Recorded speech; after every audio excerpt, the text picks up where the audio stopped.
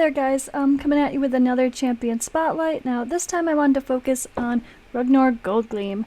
Now he is someone, as soon as he came out, he changed my account pretty quickly because he was what pushed me over the edge for finishing Dwarves Faction Wars.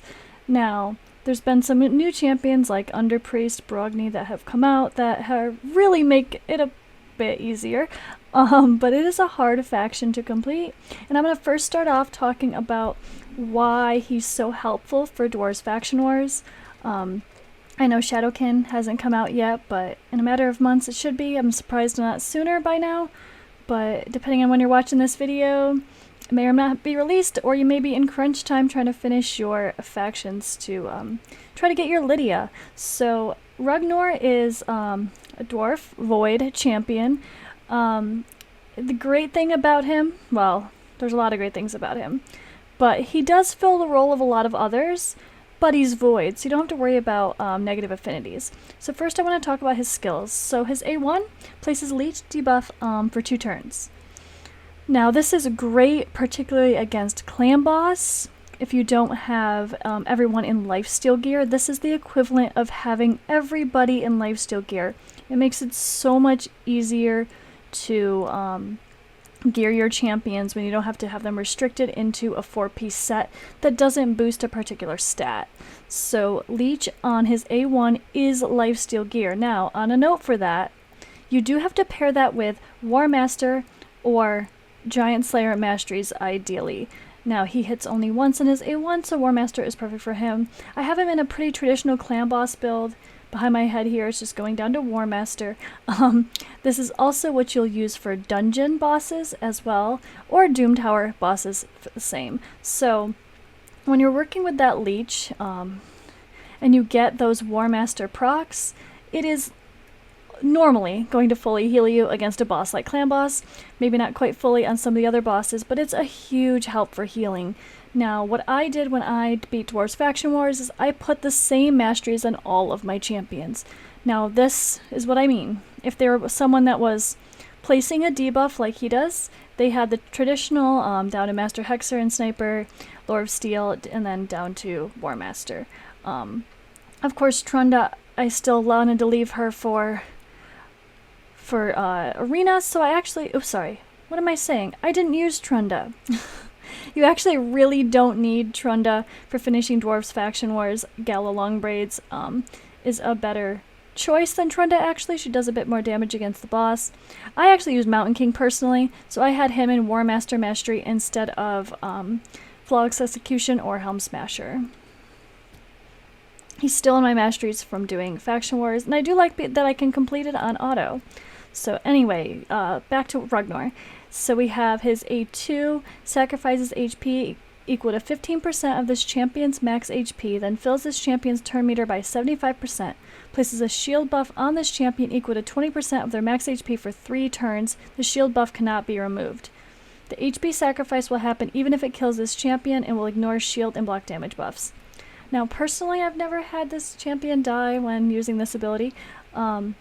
But also, this ability made it hard for tuning him for Clan Boss. Now, luckily with the AI changes, you can just turn it off. So now you can just use him what he's also so great for here, and places an increased attack buff on this champion for 2 turns. When attacks one enemy, has a 75% chance of placing a 25% weaken debuff on the target for 2 turns, and then also has a 75% chance of placing a 60% decreased debuff decreased defense debuff on the target for 2 turns before attacking.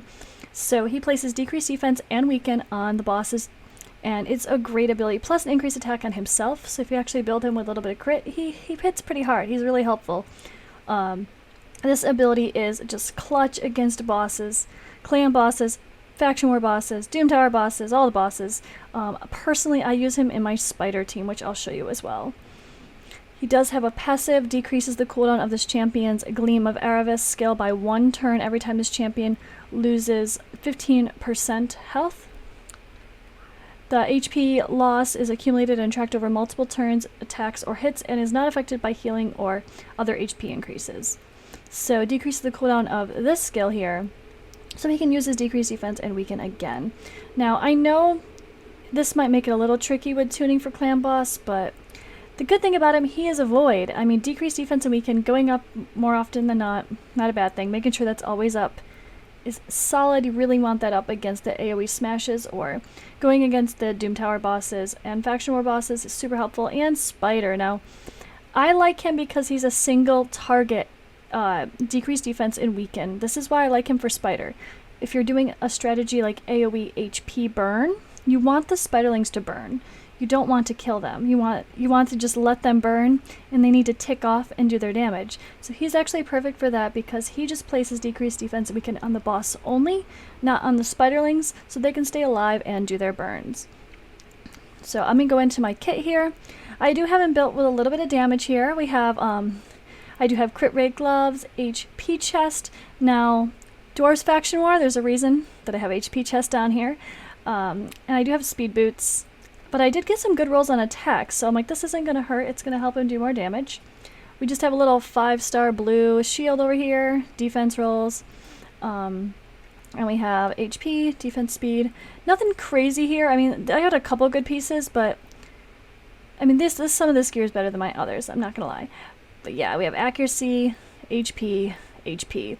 So if you want him to just do pure damage, and you're working with like a boss like Spider where you know you don't have to worry about dying because you're doing like a nuke strategy and you want him to hit hard as well, you can also just put him in full attack build with crit damage amulet and ring and then attack chest.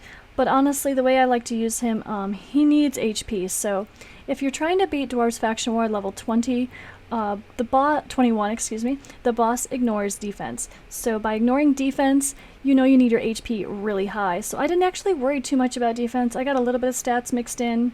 I focused on his damage and HP. So my goal for all of my champions when I was working on finishing Faction Wars was every single one of them above 55,000 HP. It's needed, trust me. And then I was also trying to get their speeds 200 or higher. Now he's the one placing decreased defense and weaken, so he should be going before my other champions ideally. So let me actually get in. I'm going to quick show you my Spider run right here. So this is a nuke strategy. We want decreased defense and weaken to go up first. Actually, I might be a little bit too fast. No, I'm not. Okay, good. Decreased defense and weaken to go up first, and then we're going to have the nukes. So I actually have Tyrant in here just as some insurance. Sometimes if the like weaken or decreased defense doesn't place, because there's always that chance, even if it's 100% chance to land, the HP burn will come in and save me. But without the nuke strategy, this still gets you by greatly with using like Tyrant or Drexlar Blood Twin or Ultimate Gaelic. You can use him instead with like one Cold Heart and Miscreated Monster for support maybe. But let me show you this quick run. I do mean quick.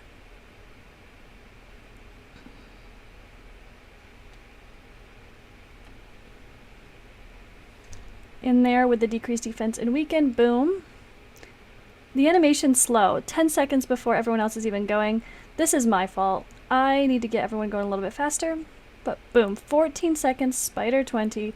Of course you can use him further in the higher levels of Spider as well. Decreased defense and weaken is going to be needed for the boss no matter what. So great champion for that. Now back on the note of Faction Wars, I know that's probably why a bunch of you may be watching this video. You may be having him in your vault and not realize how valuable he is. But my team was Grizzled Jarl, Rearguard Sergeant. I had her as the lead for more HP just to help everyone stay alive. We have Rugnor, and then I did have Molly. I got lucky. I got my Melga later on, but you could use Melga instead. I did have Molly, and I had Mountain King. Now, instead of Mountain King, Gala is a fantastic option as well. Honestly, she might be better for the boss and for Faction Wars in particular. But yeah, don't sleep on Rugnor. I mean, he's a great champion. I forgot to mention he also has a Doom Tower aura, 35%. Huge damage increase there. So don't be sleeping on him if you haven't. He's perfect for Spider, perfect for Faction Wars, and I'm sure he can help with some of those Doom Tower bosses as well.